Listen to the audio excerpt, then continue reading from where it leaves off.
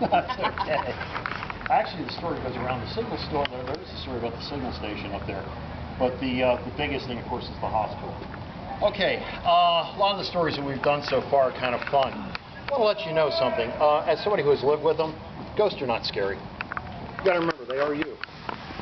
Ghost is nothing more than the departed soul of a human being that for whatever reason feels it can't leave, doesn't want to leave. Like Mom decides she wants to come back. Some of them find out that that's kind of easy, that's kind of interesting. Or, as we have up here many times, don't know they're dead. Happens so suddenly. Any of you have ever seen the movie Ghost with Patrick Swayze? Very, very surprisingly accurate, at least from a paranormal activity. And by the way, my first, besides having it in my family, my real interest in paranormal activity came from the interest in particle physics. Physics very rapidly becomes metaphysics. You'd be surprised. Anyway, this was a hospital. Take all your ideas of hospitals and something. Battle started west and north of here as soon as they could grab a building. This is Old Dorm. Right now it's the administration building. Old Dorm, this was the whole college. This was the dorms, this was the classrooms, this was it. In fact, many of the young men who were here were out on that field with Pennsylvania regiments. Very rapidly became a hospital. Now, like I said, when I say hospital, hard. Not even military hospital now. It's not MASH, not MUST, not any of those things. This is pure terror. I was digging through some junk that I had in a storage locker, and I finally found them. Eventually, I want to get them mounted in nice Polish locks, because I always ask this question. Any of you guys that have a military background, what is a full metal jacket? And I don't mean a movie with Harley Ermey. Bingo. Business end of the bullet. Ever since the Geneva Convention, military bullets in particular have a lead slug. In fact, they're going out of aluminum plastic, amazingly enough, so they don't pollute the ground with lead. And it's got a copper or steel coating on the outside. It keeps the bullet from coming apart. The reason I want to get one of the ones I got, I dug it out of the hillside at a range one time. Obviously fired into there, and it's just barely dented. Keeps that bullet from coming apart. If you're hit with one of these things, you're not killed immediately or bleed out so fast they can't get you to medical attention. There's a good chance you can survive. Now, we talked about oxymorons all night.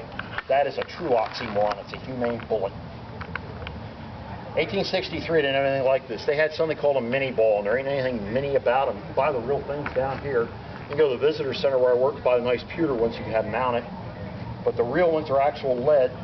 You go down and find some. Please wash your hands after you're done. We don't want to get you all poisoned. But you will see they have two types. Some of them are called drop bullets. Some of them have already been fired and they're all splattered out. If you find drop bullets in a canister, root. Dig through it. Like I said, wash your hands afterwards. See if you can find one with teeth marks in it. That's important. That's where the term bite the bullet came from. You were hit with a mini ball. Named for, by the way, for a guy by the name of Claude Monet, French captain that designed it. Weapon effectively kills out to about 500 yards, out to 1,000 yards actually, if you've got a good man. Makes a hole the size of a quarter going in. Civil War surgeon said if it passed all the way through a man, you put both of your fists in the hole it came out of. Hit in the chest or the stomach, the chances were you were dead. And believe it or not, if you were dead, you were lucky.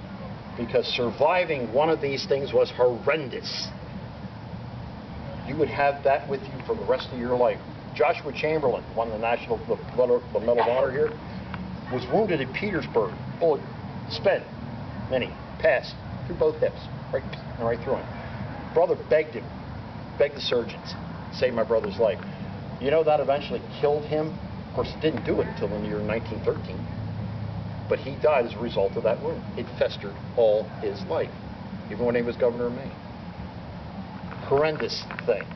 If you're hit in the arm or the leg, it would shiver the bone, not just break it. We just had a policeman shot down at Baltimore not too long ago, in fact, last week. And of course, it hit him in the thigh, shattered a femur. People with shock trauma did an excellent job. Gentleman's alive. Glad to hear that. 1863, there wasn't a thing they could do about that. They would split that bone down its length because of the low velocity and the impact, and the only thing they could do is amputate. This building, when you go past it, look at those lower floor windows and picture piled up to the bottom of those windows, arms, legs, hands, feet. I'm not saying that to horrify you, that's absolutely true, and it happened anywhere there was a building, there was a hospital around here, wagon loads of them. They would take them out, burn them, or bury them. So this was pure horror. And even after they stitch you up, the chances of it going septicemic, because they did not know anything about germ theory, would wipe the knife on the apron and go on to the next guy. No idea about antiseptic. They come out, Pasteur's word, 1870s. This is now the administration building. First floor, or down here, the ground floor we're on, now is all offices, but one time it was a storage area. A couple of ladies were working late at night, and they worked upstairs, like good administrators do in a college. They got off, and they got into the elevator, punched for the first floor, which is that floor there, to come out, and the steps you're sitting at, where the cars are parked down this way. And didn't quite make it. Went all the way to the basement. They thought, janitor or somebody had already called the elevator, down it goes. Until the elevator doors opened. And what it opened on was a scene, like I said, my interest was in particle physics, and there's all this kind of idea of parallel universes, the things that actually exist alongside of each other. Maybe a good reason why we see ghosts or why we don't see ghosts. Because the doors of the elevator opened on 1863. What they saw was the hospital. And they said it was absolutely appalling. They could smell the blood, all the stuff, from the injuries. Think about it, peritonitis, guy getting shot in the stomach, all that guff coming out. And they were horrified. And they didn't know what to do. They're standing there banging on the button trying to get the doors to close. And it's finally it dawned on one of them, if we can see them, do they see us? And about that time, they walked by, 4 orderlies walked by with a litter. One of them looked at the door and beckoned for him to come in to help out. Ladies of the town up here did absolute yeoman duty. If you know anything about Victorian women, everything was old, but not quite Scarlet O'Hara. But they were isolated from that kind of horror. And when they got a chance, usually most of them, the first reaction was horrible. They would get sick, but then they'd go back and they helped out. They nursed a large number of these guys in Camp Letterman back to help. Very emotions for them to come in. And they're frantic at this point. Finally, the doors close, up it goes.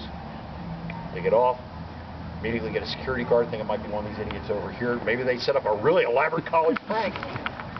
Security guard comes over, yeah, right. Take the elevator down to the basement. Ladies, I'm interested enough, had the guts enough to go with them. And when the door opened, it opened on an empty basement. File cabinets, janitorial supplies, stuff.